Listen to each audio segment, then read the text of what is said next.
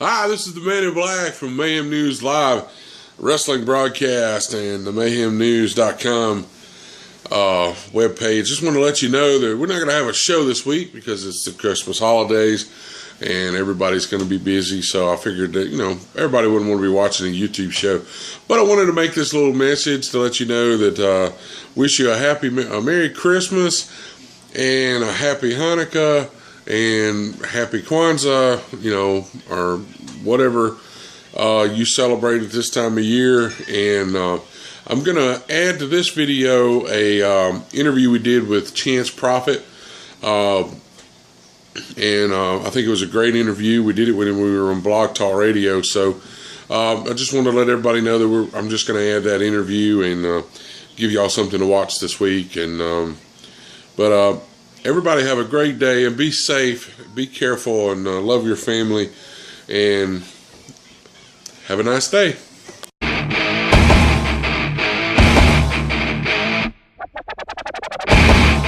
Today we have the Dark Child, Chance Prophet. He is here. He's going to talk about some of the stuff going on in his career, and we are glad to have you. Good to be here. Hello. Yeah. I first heard about Chance Prophet. He was facing Goldust in one of the Illinois, Chicago area shows. Him and Goldust had a very good Twitter back and forth. It was really fun to watch and listen. And from what I understand, they had a great show that night. I talked to several people that had been there. So, and I've been keeping up on his YouTube page. If you do not know his YouTube channel, it is under Chance Prophet at youtube.com. Some of the best promos I've seen from, it's hard to turn them off, especially the little graphic that he uses over it where it looks like it's an old camera. It's kind of hard to, it's a really cool effect, and it kind of keeps you there to the end. So what are your current projects? I know you're doing a lot. If you don't know, before he gets into that, he has been a former NWA champion, IWA East Coast Tag Team Champion, MPW Heavyweight Champion, and the list goes on and on and on and on. And what you doing right now? Yeah. Right now, I did run one of the promotions for the NWA. It was NWA Premier, and we actually just had to leave the alliance for various reasons. We're rebranding everything, and so that's a little bit different. But I'm still in competition there with the NWA, and I'm working with Remix Pro Wrestling out of Ohio, and I'm their heavyweight champion. I've been embroiled in what would be a blood feud with a certain facade character. And coming up on April 27th, we'll be facing me and my little group of friends. I'll call them friends. We're kind of mean. We're facing facade and the Hurricane, Gregory Helms, with Mighty Molly in their corner. So, be myself and Jason Glory. That's going to be awesome. It was kind of extra good to see him get back in the ring after that injury. And then now we've got X-Pac, is injured now. I've heard about that on Twitter, and he been attempted Bronco Buster and he's torn something or broke something. He landed on a turnbuckle pad, and it actually tore his back end area. Apparently, it's not the first time it's happened. Yeah, it's not the first time it's happened. So he broke his ass. Yeah, and that's what he actually said on Twitter. Him and a friend were actually talking and said, "Well, I can actually say that I have busted my ass for this business." So it's not the first time it's happened. We talk about everything here. We talk about WWE. We talk about TNA. We talk about anything, indie, anything, whatever's out there. We try to talk about. But there's a big thing now. What are your thoughts on the WWE title situation? Not just the WWE title, but the World Champion. It's good to hear when you talk to an indie wrestler, because a lot of times, y'all are not tied up in that crazy world of what those guys go through. It's travel, it's all that. All that to sit down with somebody that can actually sit down and watch and say, that's not really cool. So what do you think about I kind of like Del Rio as a champion. He's really good for the title, just for the fact that his lineage is great, his in-ring work is solid, and his character is over the top. It's great. As for the WWE title situation, it's really great for business, but it's not good for the championship whatsoever. It just ties it up even longer for anybody to try to accelerate their career and climb to that next level. Yeah. When Del Rio come out, I'm going to be honest, I was kind of down on it. Mainly because it wasn't really his fault. It was the fact that they were trying to make him a heel. Yeah. And, you can't have somebody be a heel when he's got a valet or he's got a partner or a buddy or something, somebody's working with him that's so popular, because Rodriguez is really, really popular. Now, I've seen a lot of his stuff on YouTube. He's rather good. And maybe they actually listen to the show, hope, knock on wood, because we talk about it pretty much every week. And, speaking of indie and FCW and some of the other, I would take their time, because I pretty much know when Rodriguez gets hurt, to start looking for his Chimera's Rage account to start tweeting, because sure enough, after he got the ankle injury, he was tweeting his Chimera's Rage and showing pictures of him wrestling in FCW shows. So I truly think it would have been a cool time to bring him in, to help out Del Rio, but I know they have to wait, and it's all about politics, and it's got to be the right time. I've actually heard Vince McMahon in an interview actually say, we've got to do everything at the right time. Now, of course, he was not Mr. McMahon. He was actually Vince McMahon, the owner of WWE. He was not in character, so he was actually being serious. Everything's got to be done at the right time. But I actually like his Chimera's Rage. I've watched some of his YouTube too. And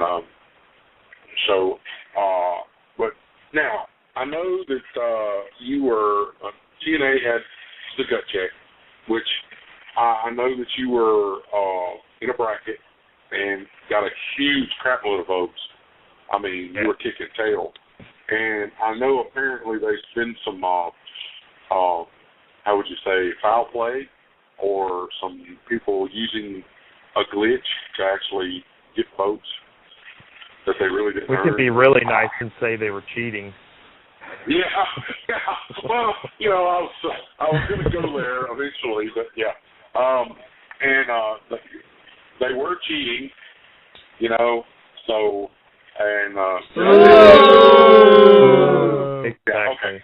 Okay. And I kind of watched that unfold, and the fact that one of the reasons why I enjoy your character is because you don't pull any punches. I mean, he went right to him on YouTube. His character, I mean, and it was like something that, you would think that if he was actually in TNA, this was something that they would set up as a promo as part of the show, And it would be great. Well, my wife would not be mad at me for being on the computer so much either. I've got to brag. I was the first person that Al Snow ever blocked on Twitter. Yeah, and I've learned. Well, he insulted my wife, and I pretty much told him, and that's one reason why I told David Hero I never went to a TNA show, because I said at the time I was kind of ticked off, and I might have got arrested. I mean, but I found out that, from what I understand, the Al Snow that's in real life is not who's on Twitter. He's trying to be in character. I think he just likes to mess about I would have been in character when I broke his nose, too. But anyway, moving right on. And my wife was number 2. She was blocked on Twitter. Now, he unblocked her, but he still had not unblocked me yet, which, hey. So, in your opinion, I know they were going to restart the voting. Yeah. Do you think it's going to be a gut check or a hashtag ripoff? I'm right there in the middle, to tell the truth. They unleashed their big plans, and they've got all the brackets up now. You can check it out on TNA, or it's TNAGutCheck.com, and they've got the Gut Check Challenge. And you can go and look at all of the brackets, and they've got it set to where you can only vote for a certain amount of days. So it might work, but then again, I'm in a bracket with a couple of my friends, and one of my friends, Chase Stevens, and that's a real heartbreaker for me and him to be in the same bracket. But he wrestles everywhere and was a part of TNA from the beginning, and he would tell me, he would let me know if he knew anything about it, but nothing said. So it's just one of those things that you never really know, and even after it's all said and done, the only people that's going to know if it's a work or not are the guys that are on the inside, and the guys that already signed a contract and is sitting back and laughing as we make promo videos and try to bleed our hearts on the internet. Well, I wasn't going to talk about the aces and eights. The aces and eights. Am I the only one? Tell me I'm not the only one. I know several people have said the same thing, that just want Sam Crow off of Sons of Anarchy just come out and beat the hell out of Aces and Eights. I understand it's actually a good storyline, but the fact that they were so vague about it for so long, and they kept dragging it out. And it got to be an actual inside joke on most of the radio shows and stuff that you hear people talk about. It makes sense that Bully Ray became president because you knew him and Devon wasn't going to go too far away from each other. But I just wish that they would have come to the point quicker. Yeah. In my last week, we talked about, I actually asked TNA a question. I said, now, you've got all these huge people on Aces and Eights. Who's actually going to go up against them? I myself do not, as far as Hulk Hogan, the wrestling character, I respect Hulk Hogan, but as Hulk Hogan the man, I don't particularly respect. I believe that it's away from the business because he's so old now. It's just like he's just like, I don't know. He can make a pretty woman. Apparently, something's right. Him and his wife got together. Hulk Hogan is beautiful, But just think about those kids. They're going to have to, the things he's done, like and God forbid we actually covered the sex tape on one show. We're not going to go there. So move on. It's just like, I'm just wondering if they ever walk up behind him and go, right beside his head, Dad, just shut up. Don't talk. Dad, that we can actually figure out what's going on now? Pose, I don't know. But, you kind of wonder, and one of my favorite wrestling characters, matter of fact, at one point I was not watching wrestling until I saw Sting come out as the Crow. And I'm a Crow fanatic. And I was like, I'm hooked. Got to watch it. Got to watch. I got to see what's going to happen next. And his thing with the Joker on TNA was brilliant. I don't know who came up with it. I don't know if it was him. But whoever it is, he's the greatest. We've got a couple theories. Yeah, I think Keith Ledger would have been proud. I really think so. Yeah. He really handled it all. And it had a little bit of Jack Nicholson's in there. They had the guys with the clown faces on. But anyway, I think now that they're actually getting bigger crowds, they're actually going on the road. They are in the position that WWE was in when they were going up against Ted Turner. So it's going to be kind of interesting to see how they do that. And, me and Dave talk about this if it's not on here, it's on Xbox Live or, through Twitter. Now, as an indie wrestler, and I want to let everybody know that's not an insult, people. That's something that everyone should be proud of. Because, Goldust even said, he says, that's why I respect indie wrestlers, because they have to work their ass off. They don't have a huge contract. They work, everything they get, they work for. And you can't do a job like that. It's just like you can't be a nurse's aide and not love it, and actually do that job without and enjoy it. You can't go into it for the money, that's for sure. So, but it seems to me that indie shows are beginning to be more popular than the big shows. There's been so many problems, with the price. You go to WrestleMania, you buy a ticket. Well, there's one loan, and then you have to buy a loan to get the access tickets, because you have to buy access tickets for each day. And then if you want to go to the Hall of Fame, you've got to get another loan so you can rent a tuxedo if you want to sit up anywhere close to the camera, to sit there, and you got to pay your tickets for that. It just seems, and it's like David Hero, when we had David Hero on, he actually had, he said TNA actually came to me because I was having pretty good success, especially with the meet and greets. And, they actually used his meet and greet setup, the fan access. They actually used his setup. And, it seems to me that the indie, people are starting to like that more. And I just don't know. I think WWE's pretty much lost touch a little bit. And, even TNA, they're a little more closer to the fans than WWE, mainly because they're smaller. But I think they need to wake up, because if they don't wake up, he's going to be sitting back like Ted Turner did and watching somebody else on all this stuff. I mean, it's a possibility. Anything can happen.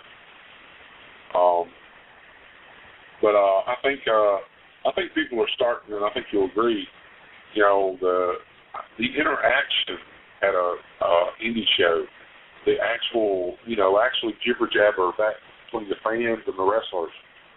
You can't do that at a WWE show because, my son has Down syndrome. Okay, we went there. Goldust knew that the noise was bothering him a little bit.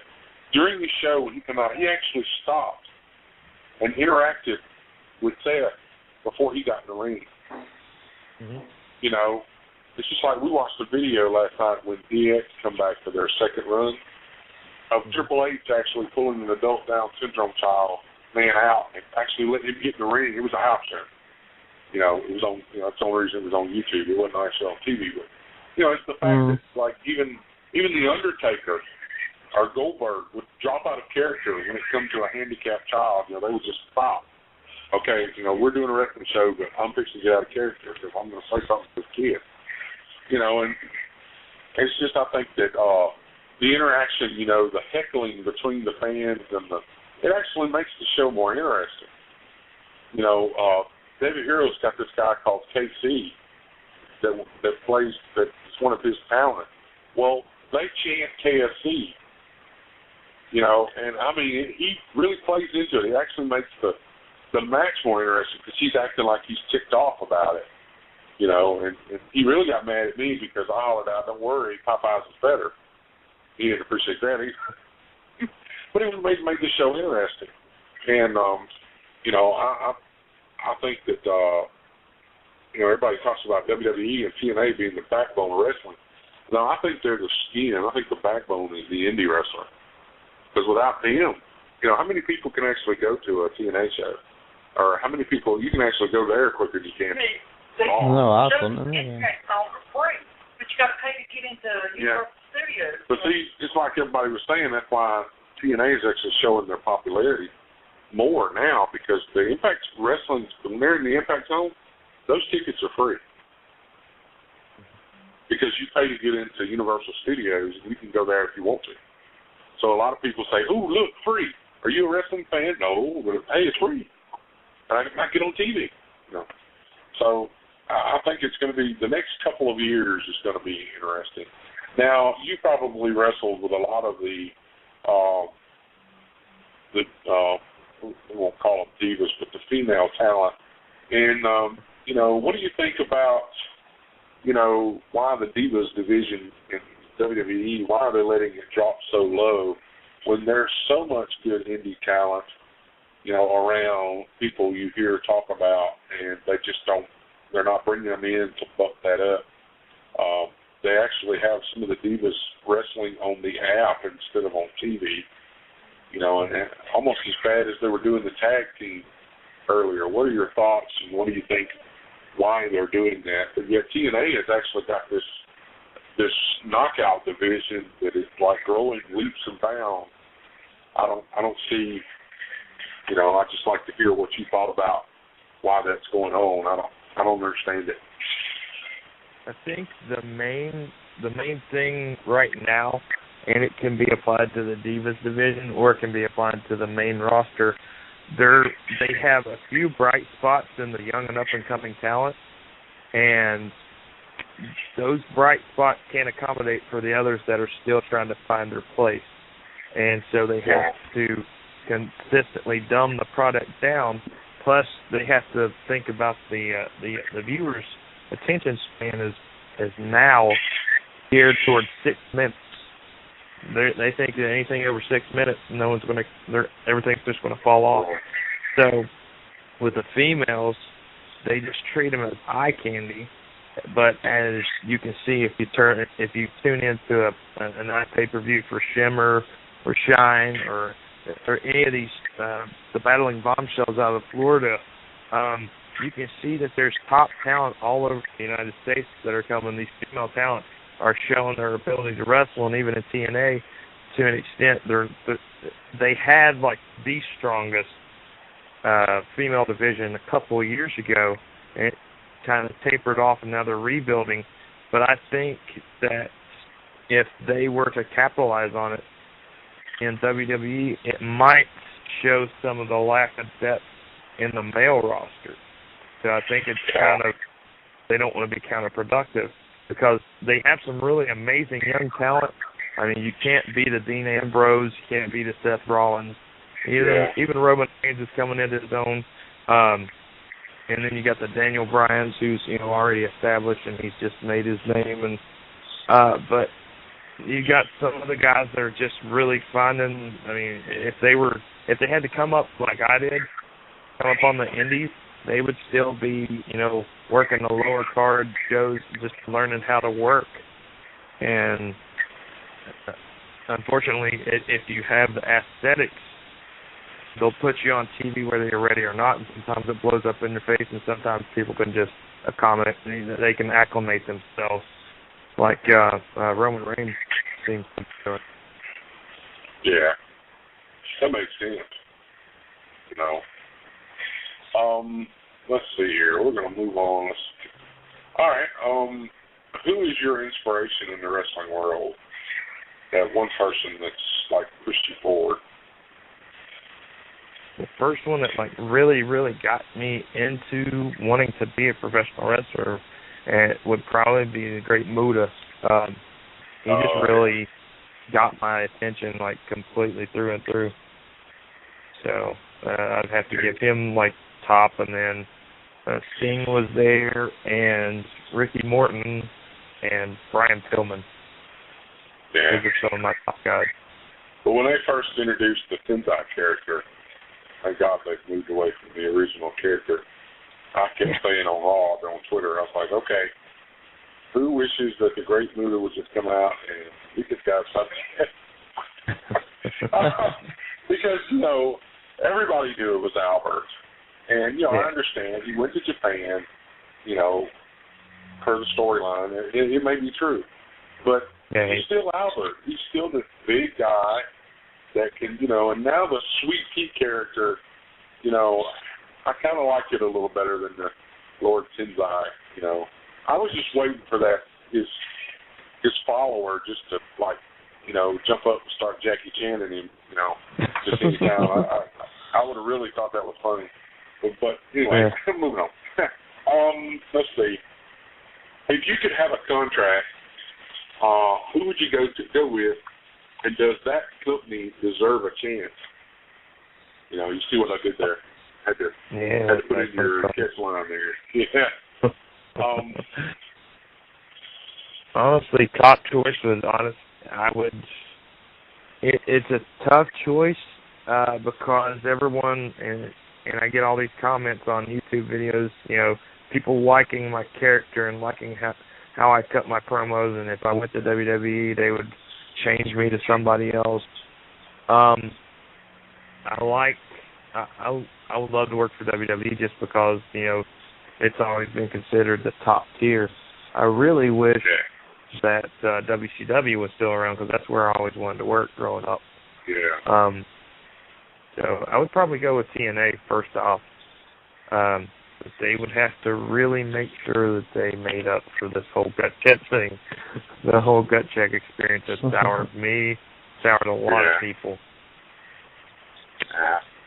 Well, if you did start out, you know, TNA, you got established as, you know, because I think there's been some people that, you know, I think if you went into WWE, you know, as an established person, somebody that worked with another company, you know, I think maybe that it seems that they don't change those people quite as much, you know, because I think it would be crazy, you know, with a character. I mean, come on, you know, I'm going to give you a compliment now because, you know, we know the Undertaker's, you know, coming to that road, you know, that fork. Yeah. You can see it in his face, you know, and when the Undertaker retires, it's going to be up to the Undertaker. He's going to tell Vince, hey, I'm done. But, you know, that's going to be a dark hole that's going to be gone. You know, and they're going to need somebody. Do you think that could be any time soon when he says that as well? I mean, well, do you think he's got long left? Was that towards me or? Yeah, I think it was toward you. I honestly think if he sparingly uses himself, he can last for another couple of years. But I think with Paul Bear's passing, I think that might have changed a lot of stuff. So, but then again, it may spur him on for another couple of years. Yeah. We might be able to see the streak live on a little longer. Yeah. I mean, you know, speaking of, I'm glad you brought Paul Bear up because I know by looking at your YouTube videos that y'all knew each other, y'all were kind of close, y'all worked together a lot, and I wasn't going to mention it because I knew, you know, when you lose somebody, sometimes people don't want to talk about them. But, you know, I kind of got upset at one point because he blocked me. But when this happened and we found out that he was gone, you know, being a nurse for over 12 years, I kind of thought about it. I said, you know what? I said, we don't know what Paul Bear was going through. Yeah. You know, health-wise and personally. The reason why we used to talk on Twitter was he lived in Mobile and I lived in Hattiesburg. I mean, it was less than an hour and a half away. You know, when he would go to shows, a lot of times he would pass less than 10 miles from my house, you know, to go to these shows going down Highway 98. And I kind of did this write-up, you know. I said, people have to realize that wrestlers, especially the ones that are in the big spotlight that have been as high as Paul Bear has been, I said their personal life is as important to them as, you know, Peter Parker was to Spider-Man or Clark Kent was to Superman. You know, a lot of times they have to keep a little separation or they wouldn't have any kind of life. And I said, you know, he blocked me. He blocked a lot of people. Got a lot of heat for it too. Blocked me as well for no reason. We don't know what he was going through. We don't know what was going on, and only him and his family knows what was going on. And Stacey Lynn, let's see, we have somebody calling in here. It's probably Chuck. Hey, HD, Chuckles HD, is that you? I've been in here for like 15 minutes. You should send me a message, man. Are you going to cry? We're up here, you know, we're up here running our mouth. I'm sorry. Just putting the last one out. I'm sorry. The way I had it down. Yeah, I had it down where I was looking at the notes, so I didn't see that. I'm extremely sorry. But let's see. Okay, who would be your dream partner? Now, I can tell you what mine would be. I would want the Brothers in Paint to be revised, where it would be you, Sting, Goldust, and even Jeff Hardy. But, that's just me. So that would be really cool if you could actually, the Brothers in Paint. That would be very interesting. But who would your dream partner be? I like Sting, but I honestly would love to team up with Vampiro. Yeah. Rather than that'd be a good team, wouldn't it? Yeah. He's a little bit more your twisted. characters would kind of be in the same line there.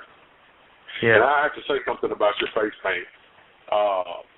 If I had to wrestle you and had never seen you before, the big mouth across your face, that would be intimidating. I would be thinking, okay, somebody went out and got Venom from Spider-Man, and this is not going to be fair because you're going to kick my butt. And I have actually created you. There was already several copies of you on WWE 13. They were rather interesting, rather good. I actually created the entrance video. I've just got to get it to where I can get it to record right so I can put it on YouTube so you can see it. So someone else had already created you on WWE 13. And I actually found a way. I actually created when you create a sign, and that's how I created your face paint. So it looks like a tattoo, and it just goes over the character's face. Yeah, it actually. I was actually proud of it until I looked at some of the others, and apparently they took even more time because it kind of gave. It was like 3 different times that you were wrestling because you could tell they looked at different pictures to make it. Yeah. I will actually get that on YouTube as soon as I can get it where it'll show up good enough. Because the first 2 or 3 I did, it was ugly looking. I said, I can't be able to see that. So I had a smaller TV, now I got a bigger TV now, so I can it's actually a full HD, so I can probably get it a little better. Let's see. What do you think's missing from most of the companies when it comes to talent and, the actual fans? As a talent yourself, when you go into a company, what makes you nervous or makes you want to stay somewhere? I guess you could say we could look at it like that. When you walked into NWA, you were like, man, this really, everything just rocks. What actually, as a talent, makes you want to stay in a company? With the NWA, it was a couple of different things. I was brought up watching WWF and NWA, WCW, Jim Crockett Promotions through my grandfather, and he introduced me to pro wrestling. So to be a part of something that my grandfather helped me to want to be a part of was really, really it kind of helped prestige.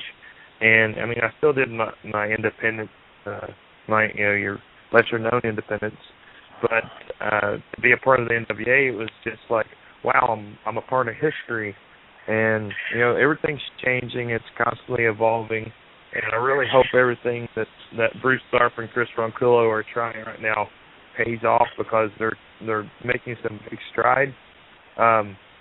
But whenever I go into a locker room, and I've said this on a couple other interviews, and I've said this to the promoter himself, there's one locker room that stands head and shoulders above most of my locker room experiences, and this is no knock to anybody else that I've worked for, but when I walk into a locker room like I did down at Ring Warriors in Fort Lauderdale, Florida, and look around and I feel like, okay, now I'm on a professional wrestling show, because everyone there, you could see the caliber before they even put their boots on.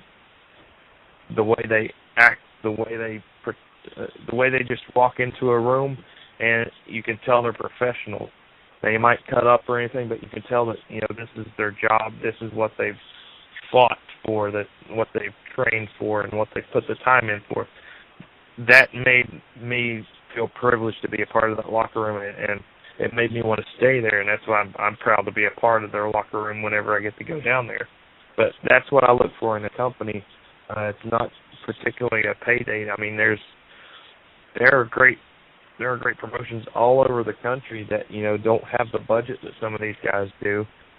But if they portray themselves in a real manner and they have professionals there that are willing to put themselves on the line and just give the fans 100%, then I'm down for being a part of it. Cool. I'm going to try to...